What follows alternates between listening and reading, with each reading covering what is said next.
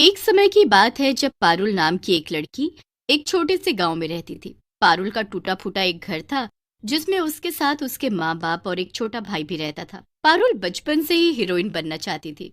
वो हर वक्त शीशे में देखकर एक्टिंग किया करती थी। हमेशा की तरह एक बार पारुल शीशे के सामने खड़ी अपने आप को निहार रही होती है।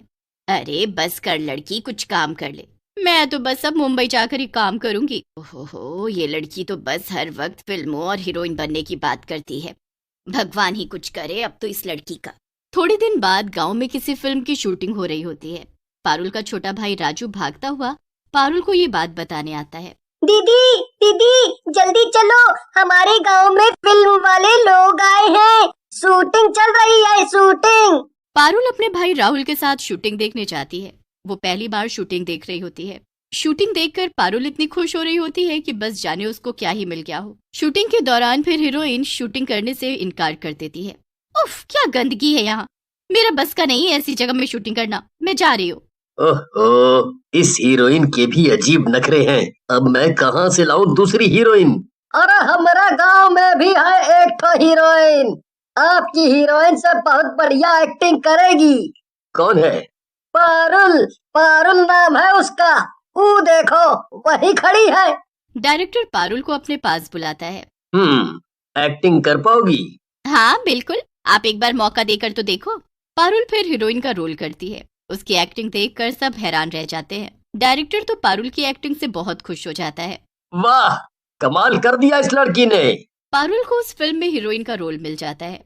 पूरी फिल्म की शूटिंग गांव में होती है। शूटिंग के बाद सब लोग मुंबई चले जाते हैं, पर पारुल अभी गांव में ही होती है। जब उसकी फिल्म रिलीज होने वाली होती है तो डायरेक्टर उसे मुंबई बुला लेता है। पारुल पहली बार मुंबई जाती है।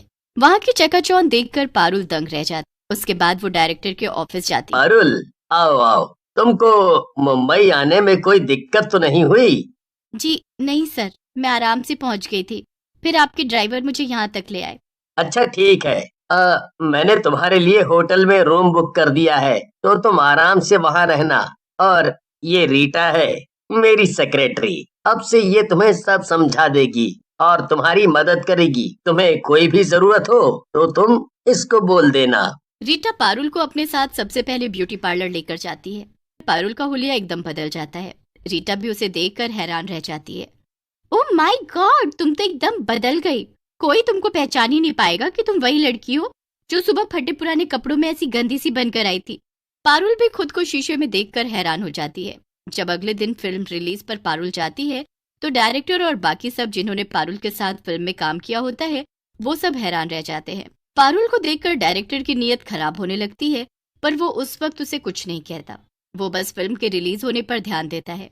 फिल्म रिलीज होने के पहले हफ्ते में ही करोड़ों रुपए की कमाई हो जाती है और हर जगह बस पारुल ही पारुल छा जाती है। सच बोलती थी मेरी बेटी कि एक दिन वो बहुत बड़ी हीरोइन बनेगी, और उसने ये कर दिखाया। सबको पारुल पर गर्व होता है। अब पारुल मुंबई में ही अपने लिए किराए पर एक फ्लैट ले लेती है। उसे अब एक के बाद एक फिल्में ऑफर होने लगती हैं, पर पारुल अपने डायरेक्टर की ही नई फिल्म को साइन करती है। नई फिल्म में उसके साथ राहुल काम कर रहा होता है। राहुल और पारुल दोनों एक दूसरे को पसंद करने लगते हैं और अब हर जगह वो दोनों साथ दिखाई देने लगते हैं और हर जगह ये बात फैल चुकी होती है कि वो दोनों शादी भी करने वाले हैं। पारुल के पुराने डायरेक्टर को ये बात बिल्कुल हजम नहीं होती।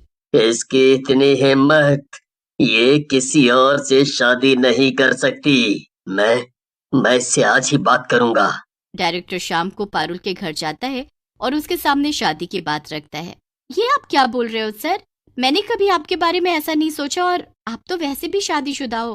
तो क्या हुआ, ये फिल्म इंडस्ट्री है, यहाँ ये सब आम बात है। 2 शादी 4 शादी, क्या फर्क पड़ता है? मुझे फर्क पड़ता है सर। मैं किसी एक से ही शादी करूंगी और उसी के साथ जिंदगी भर रहूंगी। मैं राहुल से प्यार करती हूँ। ओह, पर याद रखना, अगर तुमने उससे शादी की तो मैं तुम्हें बर्बाद कर दूंगा। वो पारुल से जबरदस्ती शादी करने की कोशिश करता है।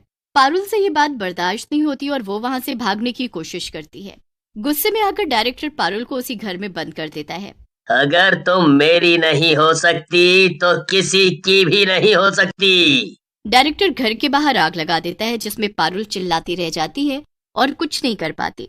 वो तड़प तड़प कर वहीं मर जाती है। अगले दिन शूटिंग पर सब पारुल का इंतजार कर रहे होते हैं। पारुल मैम अभी तक नहीं आई। हाँ, उसको अपने गांव वापस जाना पड़ा। उसके बाबूजी की हालत ज्यादा खराब है, वो अभी वापस नहीं आ पाएगी, इसीलिए हमें उसका रोल कट करना होगा और उसकी जगह मैंने दूसरी हीरोइन को रख लिया है। क्या? उसने मुझे भी कुछ नहीं बताया और उसका फोन भी कल से बंद जा रहा है। हाँ, उसने बोला था कि वो नहीं चाहती कि उसे कोई भी परेशान करे। चलो ये सब छोड़ो और शूटिंग पर ध्यान दो, शूटिंग पर। हाँ ठीक है सर, पर नई हीरोइन है कहाँ? वो देखो, उनका नाम लिया और वो आ भी गईं। इनका नाम शीना है और अब यही पारुल का रोल रिप्लेस करेंगी। शूटिंग स्टार्ट हो जाती है। शीना बड़े अच्छे से अपना रोल प्ले कर रही होती है। सबको बिल्कुल ऐसा लग रहा होता है कि जैसे पारुल ही वो रोल निभा रही हो। डायरेक्टर शीना के काम से बड़ा खुश होता है। एक काम करना, आज रात में यहीं पास के होटल में रुका हुआ हूँ, तुम रात को वहाँ आ जाना, फिर मिलकर कुछ जरूरी बातें करते हैं। जी सर, बिल्कुल आऊंगी। रात होती है और डायरेक्टर शीना का बड़ी बेसब्री से इंतजार कर रहा होता है। दरवाजे पर खटखटाने की आवाज आती है। डायरेक्टर दरवाजा खोलता है तो सामने शीना खड़ी होती है। शीना को देख डायरेक्टर पागल सा हो जाता है। सर, ये आप क्या कर रहे हो? देखो शीना, तुमको अभी बहुत आगे बढ़ना है, बहुत बड़ी हीरोइन बनना है और ये सब बस मैं ही कर सकता हूँ, तो तुम मुझे बस खुश रखा करो। डायरेक्टर शीना को इतना कहकर गले से लगा लेता है।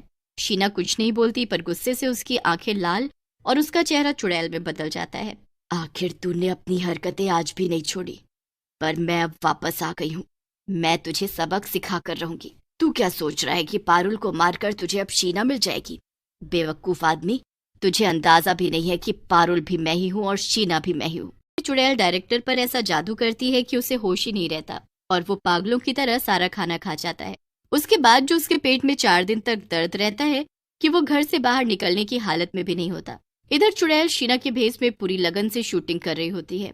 फिल्म पूरी हो जाती है और अब बस सबको उस फिल्म के रिलीज का इंतजार होता है। डायरेक्टर राहुल, शीना और बाकी सब पहले दिन फिल्म देखने जाते हैं। अब फिल्म स्टार्ट हो जाती है और जैसे ही शीना की एंट्री दिखाते हैं तो उससे सबकी आंखें फटी की फटी रह जाती हैं।